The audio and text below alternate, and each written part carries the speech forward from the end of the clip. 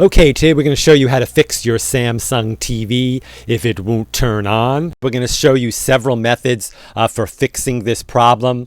If you stay with us all the way to the end of the video and try each of these methods, there is a very high probability that this problem will be solved for you.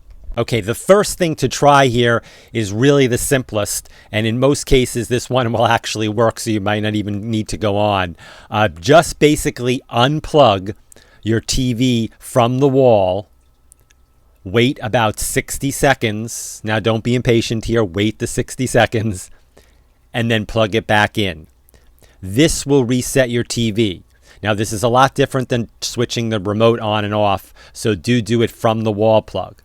If this solves your problem, you're set. If not, let's go on to the next try. Okay, the next thing we're going to try here is I want you to remove both batteries from the remote control.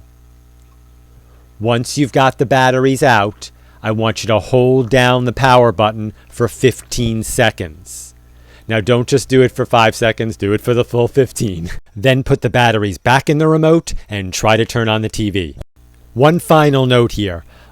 If this does resolve your problem, you're all happy, you can watch TV again, and then maybe a few days later or a week later, the same problem occurs again.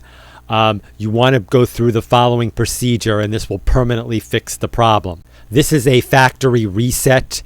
This will restore your TV to exactly the way it was when you bought it. You want to press the home button, go to Settings, Support, Self-Diagnostics, and then reset. That's our video for today. As always, thank you very much for watching, and please remember to subscribe.